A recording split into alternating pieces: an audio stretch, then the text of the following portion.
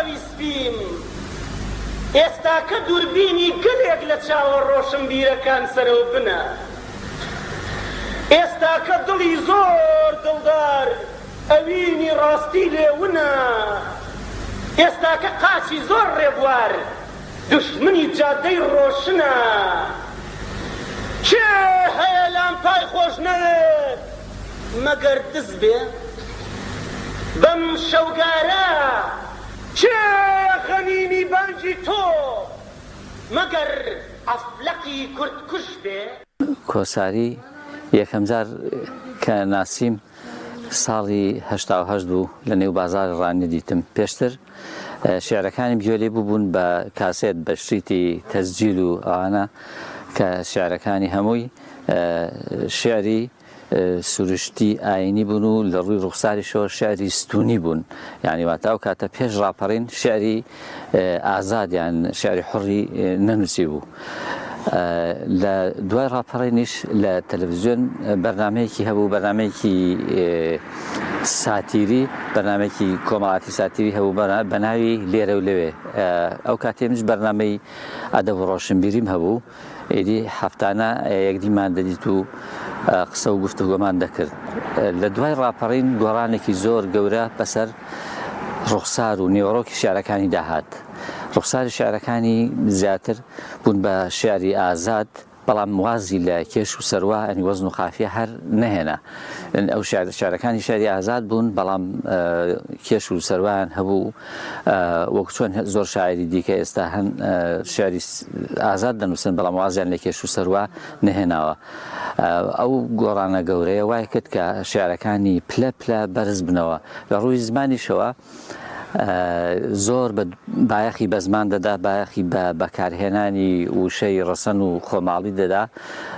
لە توێژینەوەیەکدا بە ناوی زمانی شێعری کۆساری بە درێژی باسم کردووە کە چۆن چەند وشەی بێگانەی بەکارهێناوە، چەند وشەی بێگانەکان عەرەبی، فارسی ئەوانە کە زۆر کەمی بەکاردەهێنا بە زۆری بە دوای وشە ڕەسەنەکانی لادێدا دەگەڕا و بەکاری دەهێنان. یەکێک لە خەسڵەتە تایبەتیەکانی کۆساری ئەوە بوو کە شێعرەکانی خۆی هەمووی لەبەر بوون. لە هیچ کۆڕێکدا لە کۆڕی شێعر خوێندنەوەدا کە شێعرەکانی خۆی دەخوێندنەوە قەت وەرەقە و نووسینی بەکار نەدەهێنا. شێعرەکانی خۆی هەمووی بێ لەبەر دەخوێندنەوە، شێعرەکانی خۆی هەمووی لەبەر بوون. خۆشم دەوێ خۆشەویستیت جێچەڵێکە و لە دنیادا یەخەم دەگرێت. خۆشم دەوێ خۆشەویستیت دڵنیامە چەقۆیەکە و لەسەر ڕێگا سرم دەڕێت. سەرەتا سڵاوی خوای گەورە لە کۆساری ڕەحمەتی و هەموو ئەو ئازیز و خۆشەویستانەی کە ئینشاءڵڵا بە توێشووی پڕەوە لە باوەڕ و لە کردەوەی چاک و کار و تێکۆشان ئەم دنیایان بەجێ هێشتووە و ئینشاءڵڵا هەمومان لە فیردەوسی ئاعلادا بە یەکتر شاد دەبینەوە. کۆساری ناوێکی دیارە لە دنیای ئەدەبی کوردی و لە چوارچێوەی چۆن دەڵێ ئەدەبی بەرەنگاری.